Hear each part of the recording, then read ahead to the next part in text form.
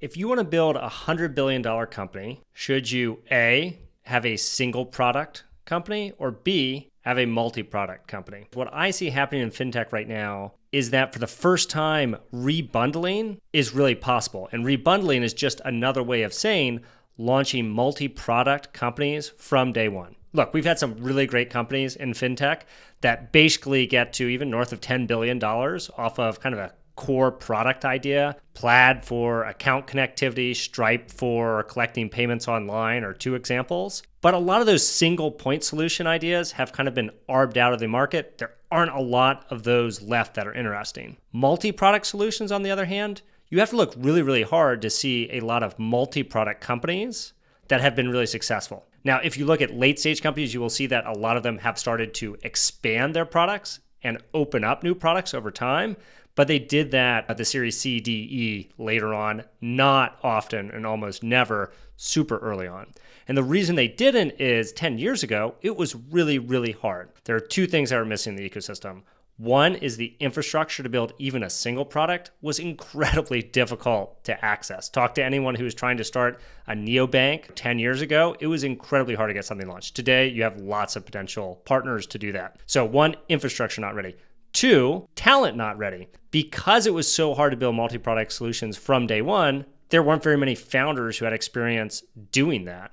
And so it meant without the infrastructure, without the talent, you couldn't have people go out and do it. Fast forward to today, the infrastructure is way better, the talent is way better. And what that means is the ability of people to build and launch multi-product solutions from day one, stronger than it's ever been. And that's really, really exciting. I started thinking about this because I started looking at a market map for wealth tech or RIA tech.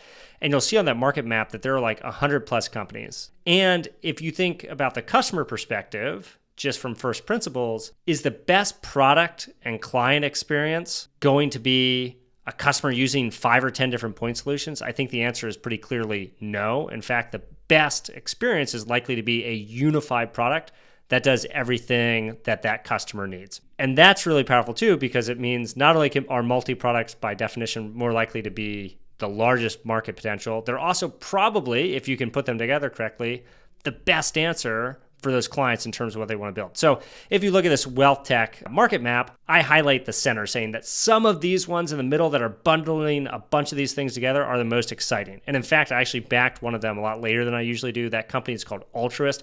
They're an all-in-one platform for RIAs. RIAs control something like $30 or $40 trillion in assets. If you can get a very small market share where you're owning the whole stack of an RIA, that is an absolutely huge business.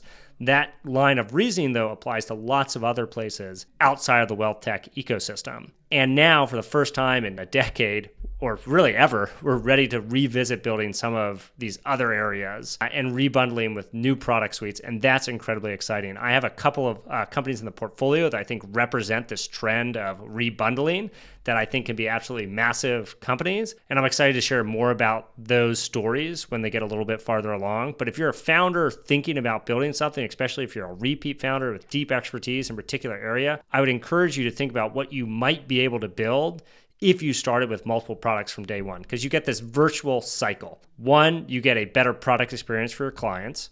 And then two, you get a better business model because you're stacking multiple ACVs across those multiple products, which allows you to invest more back into the product, which allows you to charge more for the product, which allows you to invest more in sales and marketing. So there's also these virtual feedback loops that happen as a result of being multi-product from day one. Of course, it is not easy to be multi-product from day one. You have a lot of product and engineering considerations. You also have a lot of considerations around how you structure the team and incentives, whether that's your sales team or your product and engineering team. So I wouldn't take this lightly. But if you're looking for ideas about how could I build like an absolutely massive company, I think this is one of the most exciting threads to pull on right now.